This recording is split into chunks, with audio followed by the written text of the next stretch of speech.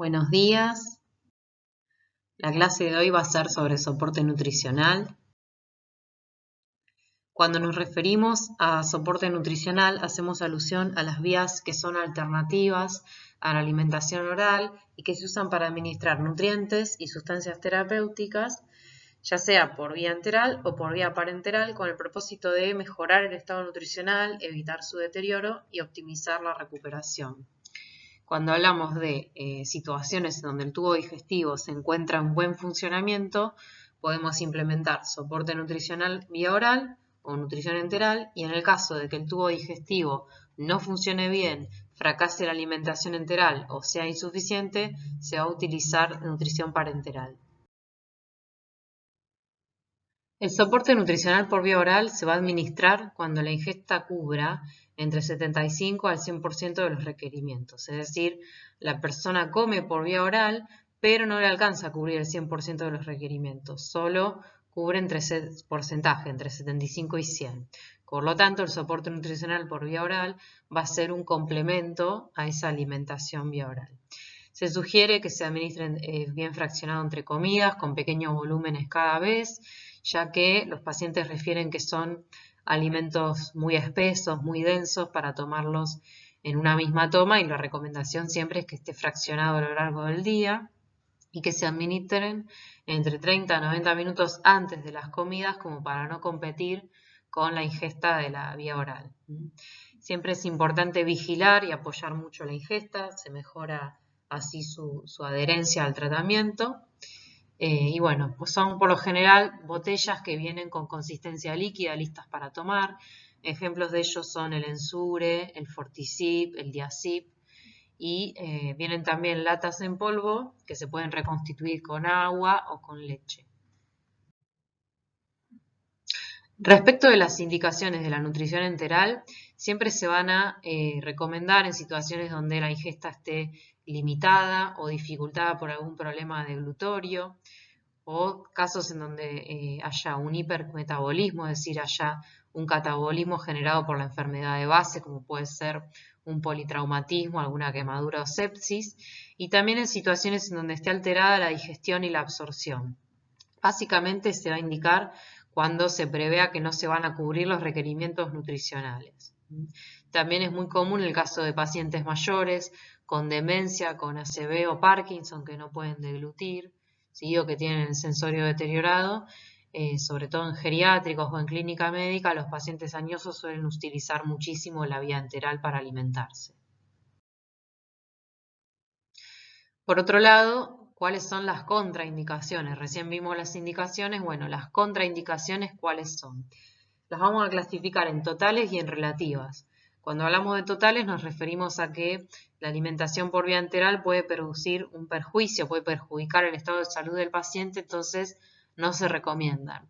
Tales situaciones pueden ser una obstrucción intestinal, un ilio paralítico, una perforación del intestino, en donde si administramos la vía enteral puede empeorar y perjudicar y generar una infección, o situaciones de hemorragia digestiva activa, es decir, con un sangrado muy profuso y graves. Cuando hablamos de contraindicaciones relativas nos referimos a que momentáneamente no se recomienda el soporte por vía enteral, como puede ser el caso de una necesidad de que el paciente esté en ayunas o en reposo digestivo, ya sea para hacer algún procedimiento. En el caso de que el tracto gastrointestinal esté alterado, ya sea en su funcionamiento o en su integridad. Cuando hablamos de fístulas de alto débito, que lo vamos a ver en la clase de fístulas, pero alto débito se refiere a que se pierde más de 500 mililitros en 24 horas en el día y que aumente con la administración de la vía enteral. Casos de vómitos incoercibles, es decir, que no puedan ser controlados con la medicación. Casos de una pancreatitis aguda severa en una fase inicial, ahí va a ser recomendación o ante el dolor, ¿sí? Generado, una necesidad de ayuno que es momentánea, recordamos, y casos de síndrome de intestino muy corto, en donde la alimentación enteral no va a generar beneficios, sino que se recomienda administrar la vía parenteral. En cuanto al tiempo de inicio de la alimentación enteral, ¿cuándo es oportuno instaurarla? Se va a indicar cuando no se cubran el 75% de los requerimientos por vía oral. Acá, digamos, el porcentaje que se cubre de calorías es mucho menor que el que utilizamos para suplementos orales, que recuerden que es entre 75 y 100. Acá hablamos de que los requerimientos se cubren en un menos de 75% y en una situación que va a llevar varios días, ¿sí? No es que el paciente no coma un día, sino que por 5 a 7 días esa ingesta va a estar por debajo del 75% de los requerimientos. En el caso de pacientes críticos, dado su hipercatabolismo, lo ideal es que a las 24 horas o dentro de las 24 horas de que el paciente ingresó, se inicie el soporte enteral. Y siempre es importante saber que para que el paciente pueda recibir ese soporte enteral tiene que estar hemodinámicamente estable. ¿A qué nos referimos con esto? A que asegurarnos que el intestino delgado, y bueno, el tubo digestivo, pero específicamente el intestino delgado, el intestino grueso, esté bien irrigado, que hayan buenos signos de perfusión sanguínea, cosa de que esos nutrientes que llegan a la luz del intestino puedan ser correctamente digeridos y absorbidos. Si el paciente está inestable hemodinámicamente, que tiene valores de TA muy alterados, que necesita soporte de drogas inotrópicas, ahí no se va a poder instaurar el soporte enteral. En cuanto a las vías de administración, tenemos que tener en cuenta una variable muy importante que es el tiempo en que va a durar ese soporte enteral. Cuando es un tiempo breve, relativamente corto, entre 4 a 6 semanas, se va a utilizar una sonda nasoenteral. Como su nombre lo indica, es una sonda, un tubo que va a entrar por la nariz y se va a dirigir al tubo digestivo. Y según haya o no broncoaspiración o gastroparesia, en el caso de que sí haya riesgo de broncoaspiración y gastroparesia, se va a recomendar una sonda más distal, ya sea en duodeno, pero más frecuentemente en yeyuno, ¿sí? Sondas nasoyeyunales que para su colocación se requiere utilizar un endoscopio. En el caso de que no haya riesgo de broncoaspiración o gastroparesia, se va a poder utilizar una sonda a estómago, por eso se llama nasogástrica. Cuando el tiempo de duración de ese soporte nutricional, supongamos que es un caso ya de una ACV que no se recupera o de un paciente con Parkinson, en donde no va a ser posible instaurar la vía oral y se prevé que va a ser algo crónico, ahí va a ser de indicación una ostomía, ¿sí? Se hace una cirugía muy sencilla en la que se va a confeccionar un ostoma o una boca. También, teniendo en cuenta si hay broncoaspiración o gastroparesia, en el caso de que sí haya, esa ostomía se va a hacer más distal, o sea, se va a hacer en el yeyuno y por eso se llama yeyunostomía, ¿sí? Va a ser la administración de nutrientes al yeyuno a través de esta sondita que es la ostomía. Y en el caso de que no haya riesgo de broncoaspiración o gastroparesia, que se pueda utilizar el estómago, se va a utilizar una gastrostomía. En cuanto a cómo elegimos las fórmulas enterales, tenemos que tener en cuenta, por un lado, características del paciente y características de la fórmula. Cuando hablamos del paciente, tenemos que tener en cuenta su estado nutricional, sus requerimientos, cómo se encuentra esa capacidad digesto-absortiva, porque en base a eso vamos a utilizar nutrientes más digeridos o no, la patología de base, si hay algún órgano que no esté funcionando bien, las vías de acceso y métodos de infusión, que lo vamos a ver, la necesidad o no de restringir líquidos, si existe alguna alergia y el momento biológico. No van a ser las mismas fórmulas las que usemos en niños que las que usemos en adultos o en adultos que tengan un requerimiento mayor. Y respecto a las características de las fórmulas, vamos a elegirlas según su energía, su aporte energético en base al volumen. Hay fórmulas hipercalóricas e isocalóricas, según la cantidad y digestibilidad de los nutrientes, en cuanto a las fibras, si tienen o no y de qué tipo, la presencia de inmunonutrientes es muy importante, sobre todo en pacientes críticos, la osmolaridad de la fórmula y también importante, pero no menor, la disponibilidad, ¿sí? Si tenemos fórmulas en nuestro servicio, en nuestra clínica o en el hospital en donde trabajemos, vamos a elegir esas. Si no tenemos otras fórmulas, no podemos elegirlas. En cuanto a la clasificación de las fórmulas enterales, podemos dividirlas en completas, cuando aportan los 3 macronutrientes y micronutrientes, y en modulares cuando aportan un solo macronutriente, como vimos con los casos de cirugía bariátrica o casos en donde hay un aumentado requerimiento de proteínas y utilizamos módulos proteicos. Las fórmulas completas por lo general cubren el 100% de las recomendaciones de micronutrientes cuando se aportan en una cantidad de 1500 kilocalorías, ¿sí? A su vez, las fórmulas completas podemos clasificarlas según el grado de hidrólisis de las proteínas en poliméricas cuando son proteínas completas, tal como las consumimos en la vía oral, o semielementales si hay presencia de oligopéptidos o péptidos, ¿sí? Cadenas más cortas de proteínas, y elementales en el caso de que sean aminoácidos libres, ¿sí? A mayor grado de hidrólisis tenemos que pensar que va a haber una mayor osmolaridad de la fórmula y por otro lado van a ser más costosas.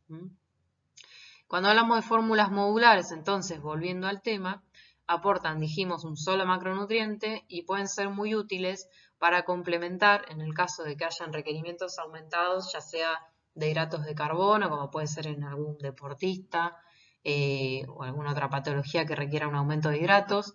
En el caso de las proteínas, como vimos en los casos de politraumatismo o algún paciente con cirugía bariátrica o con alto requerimiento proteico. Y en el caso de las grasas, habíamos visto, por ejemplo, en intestino corto y en pancreatitis, que al haber mala digestión de los triglicéridos de cadena larga, era oportuno utilizar TCM. Bien, en este cuadro van a observar un breve resumen o clasificación de las fórmulas enterales con una comparación que ustedes obviamente es recomendable que lo completen con la bibliografía. Pero para que vean acá la relación mililitros kilocalorías en las fórmulas estándares, en las enriquecidas con fibra y las fórmulas denominadas que son específicas para diabéticos oscilan entre un 1 y 1,2 kilocalorías por mililitro. Las de alta densidad calórica aportan un poquito más, entre 1,3 y 1,5 kilocalorías. Y las semielementales pueden aportar entre 1 a 1,33 kilocalorías por mililitro. Por lo general, como pueden ver, las fórmulas no aportan ni lactosa ni glucosa para ser toleradas por todos. Recordemos que en muchas patologías intestinales la lactosa no es bien digerida y absorbida, ¿sí? No es bien tolerada. Y la glucosa por un tema de que en realidad los hidratos simples pueden aumentar, por un lado, la osmolaridad de la fórmula y por el otro pueden ser mal tolerados, sobre todo en pacientes críticos que tienen hiperglucemias constantemente. Respecto de la fibra, no todas las fórmulas aportan fibra, sí las que son enriquecidas en fibra y las que son para diabéticos pueden tener una mezcla de ambos tipos de fórmulas. Las semielementales no tienen fibra porque por lo general van a ser utilizadas en situaciones con patologías digestoabsortivas en las cuales la fibra va a ser un interferente de esa digestión, entonces no están adicionadas con fibra. Respecto de las proteínas, por lo general aportan entre 40 a 45 gramos por litro, salvo las de alta densidad calórica y las semielementales que suelen tener un poquito más de proteínas, ¿sí? Alrededor de 60 gramos, dependiendo de la fórmula. En cuanto a la osmolaridad, las estándares, las enriquecidas con fibra y las específicas para diabéticos tienen 300 miliosmoles por litro y las semielementales, como vimos que hay un mayor grado de hidrólisis, un menor tamaño de las partículas y una mayor cantidad de estas, la osmolaridad va a ser un poco mayor. Lo mismo ocurre con las fórmulas de alta densidad calórica que están adicionadas algunas con TCM. Como vemos, la composición química es similar a la que podría aportar un plan de alimentación por vía oral. Por lo general, en cuanto a los nutrientes de las fórmulas, en lo que es la fibra, suelen tener, respecto de la fibra insoluble, polisacáridos de soja, y respecto de la soluble, inulina, pectinas, goma guar, fructooligosacáridos de almidón resistente. Respecto de las proteínas, pueden tener derivados de la caseína o proteína de soja, y respecto de los hidratos de carbono, principalmente están aportados por maltodextrinas y polisacáridos. Respecto de las fórmulas para diabéticos, es importante aclarar que muchas veces son una estrategia de marketing, ¿sí? Pero en realidad, si una fórmula tiene fibra, tiene bastante cantidad de grasas y de proteínas, puede ser utilizada también para diabéticos, ¿sí? Pero bueno, la aclaración está hecha porque Hay fórmulas que se venden, de hecho tienen un prefijo como DIA, que es para diabéticos, pero bueno, se pueden utilizar para diabetes, pero no significa que el resto de las fórmulas no se puedan utilizar. Siempre es importante leer los rótulos de las fórmulas y analizarlo críticamente si se puede utilizar o no en base a la patología que el paciente presenta. Otra de las clasificaciones de las fórmulas enterales tiene que ver con si es un sistema cerrado, es decir, son fórmulas envasadas al vacío, estériles y listas para usar. Y en el caso de sistemas abiertos son latas en polvo que hay que reconstituirlas con agua potable previamente hervida para que podamos utilizarlas.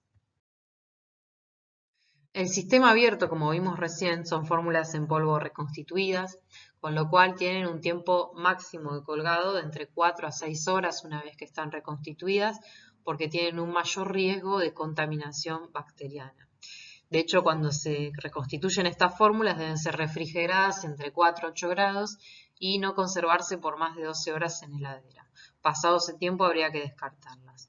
Estas fórmulas lo que tienen también es que muchas veces no se reconstituyen bien, quedan grumos y pueden taponar algunos calibres muy finitos o sondas muy finitas, ¿sí? Bien, y como vimos, estas fórmulas muchas veces se utilizan para complementar los requerimientos del paciente en casos en donde las fórmulas listas para usar, como tienen una composición definida, muchas veces no alcanzan a cubrir sobre todo las proteínas o las grasas, entonces se recurre a estas fórmulas en polvo. En cuanto a los sistemas cerrados, son fórmulas, como dijimos, estériles, por lo tanto tienen un mayor tiempo de colgado, de 24 horas, no requieren refrigeración hasta su apertura, son como las leches largavidas, ¿sí? Una vez que están abiertas sí hay que guardarlas en la heladera, pero estando cerradas no. Son más simples y rápidas de usar, tienen menor riesgo de contaminación y son indicadas sobre todo para pacientes inmunocomprometidos. Respecto de los métodos y sistemas, vamos a describirlos a continuación. Hay 3 tipos de métodos y 2 tipos de sistemas. Respecto de los métodos, tenemos continuo, cuando la administración de la vía enteral se hace justamente a lo largo del todo el día, es decir, por eso en forma continua, durante 22 a 24 horas. Hablamos de 22 horas porque muchas veces se deja un margen de 2 horas para que el paciente se higienice, para que pueda ir a algún estudio, para que se suspenda la alimentación enteral y se higienice bien la sonda.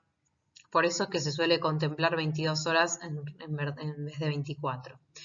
En el caso de métodos cíclicos, la alimentación continua va a ser en un tiempo más acotado, ¿sí? Y por ciclos. Es decir, el paciente va a estar conectado a la vía enteral por lapsos de entre 12 a 20 horas, va variando, y se deja un tiempo para que el paciente esté desconectado de la vía enteral.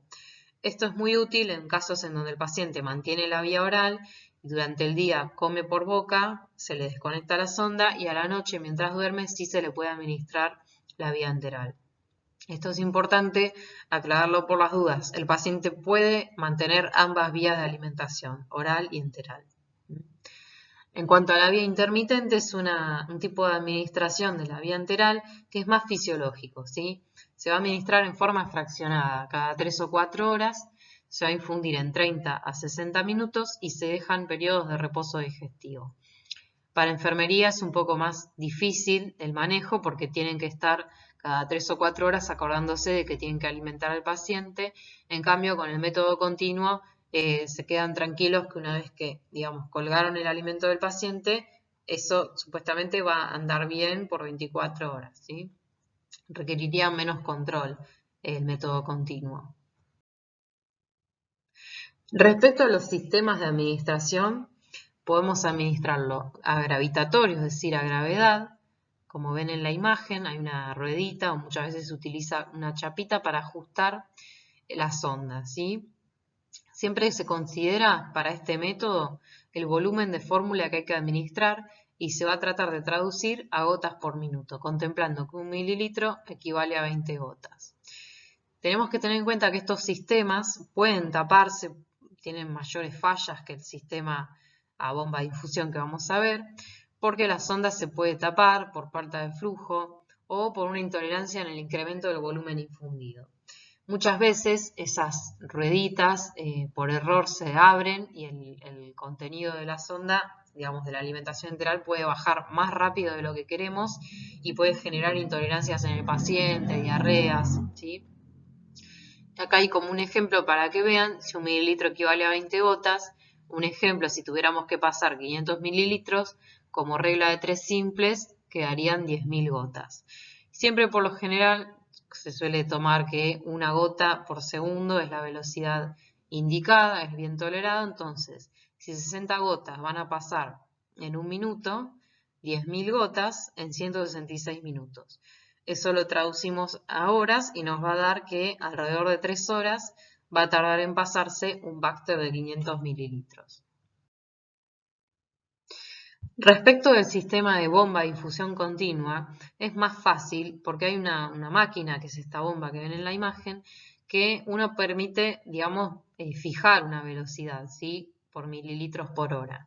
Entonces uno hace el cálculo en base al volumen que quiere infundir, va a fijar una velocidad.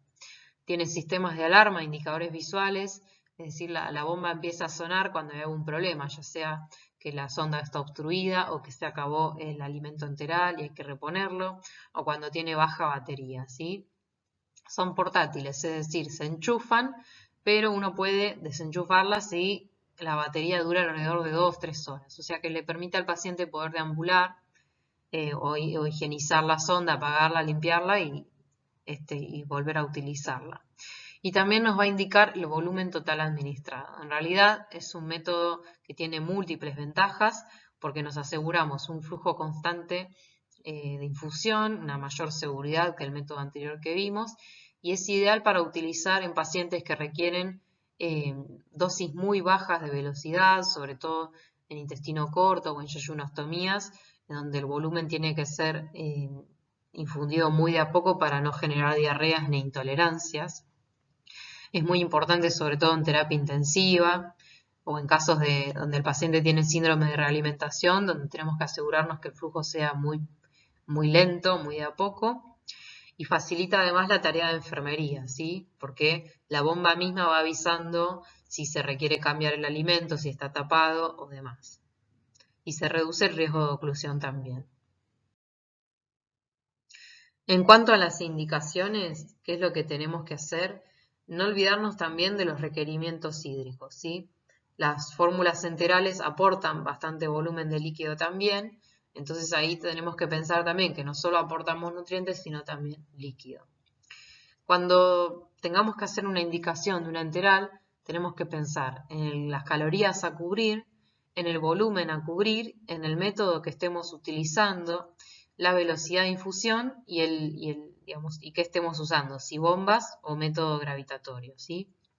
También es importante hacer hincapié en, ya sea al paciente o al equipo de enfermería que está a cargo del paciente, de la limpieza de la guía con jeringas de agua para que no se tape con el producto enteral. Acá hay un ejemplo de si tuviéramos que administrar 1500 calorías en un volumen de 1500 mililitros, es decir, utilizamos una fórmula isocalórica con bomba de infusión, administración continua. Lo que vamos a hacer es dividir ese volumen por la cantidad de horas, acá tomamos las 22 horas, y como vemos la velocidad son 70 mililitros por hora. Si ustedes hacen la cuenta les va a dar ese volumen. Entonces, la indicación que debería tener este paciente es que la alimentación enteral se administre por sonda nasogástrica, 1500 calorías en 1500 mililitros, a administrar a una velocidad de 70 mililitros por hora y limpiar la guía con 60 mililitros de agua cada vez que se va a cambiar esa fórmula para asegurarnos que no se obstruya la fórmula, que no haya una oclusión por restos de alimento que se coagulen. En el caso de que utilicemos, digamos, menos volumen de fórmula, pero las mismas calorías, es decir, que estemos utilizando, digamos, fórmulas hipercalóricas, la velocidad de infusión, como el volumen es menor de 1000 mililitros, dividido 22 nos va a dar 45. Acá en el mismo caso que antes, se va a administrar la vía enteral por sonda nasogástrica 1500 calorías, pero ahora en 1000. Esto es ideal en fórmulas concentradas, utilizarlas en pacientes tal vez con insuficiencia renal o con alguna insuficiencia cardíaca en donde no tengamos que sobrepasarnos del volumen de líquidos a aportar. Y acá vemos el caso de una administración cíclica, es decir, en un horario limitado de 20 a 8 horas. Como ven, las horas, digamos, van a ser la mitad. Entonces tenemos que dividir, por ejemplo, si quisiéramos administrar 1 litro, es decir, 1000 mililitros en 12 horas, la velocidad va a ser mayor porque lo vamos a administrar en un lapso más corto. Entonces ahí la indicación sería alimentación enteral por sonda nasogástrica, 1500 calorías en 1 litro, a administrar de 20 a 8 horas a 85 mililitros por hora y siempre recordar al equipo de enfermería o al familiar y su familia, al paciente y a su familia que se limpie bien la guía con agua cada vez que cambiamos la fórmula. ¿Cómo vamos a progresar la nutrición enteral? Siempre es recomendable empezar con tasas de infusión de 20 a 50 mililitros por hora. 20 mililitros por hora en casos de pacientes que vienen sin comer o que, digamos, tenemos que probar lentamente la tolerancia. Y 50 mililitros por hora va a ser recomendado en pacientes que ya vienen comiendo, que quizás tuvieron algún accidente en forma aguda, por ejemplo un politraumatismo, pero el paciente venía haciendo vida normal hasta que tuvo ese accidente. Entonces, la vía oral se puede reanudar tranquilamente. Si el paciente tiene ayuno previo menor a 1 semana, se puede empezar normalmente, con el 50% del requerimiento estimado. Es decir, el paciente venía comiendo bien, como en el caso que les decía recién, se puede empezar normalmente. Si el paciente fuera un paciente que viene comiendo muy poquito o alguien que está en situación de calle y lo trajimos a la clínica y no sabemos de su pasado, o una persona mayor que estaba en un geriátrico sin comer nada, o alguien que desconocemos su historia, no sabemos si venía comiendo bien o mal, va a haber que empezar con un inicio más cauteloso, ¿sí? Entre un 10 al 20% del requerimiento estimado. Luego, si hay buena tolerancia, es decir, si el paciente no se distiende, no tiene vómitos ni diarreas, se puede ir progresando de 10 a 25 mililitros por hora cada 8 a 24 horas hasta ir alcanzando el requerimiento del paciente.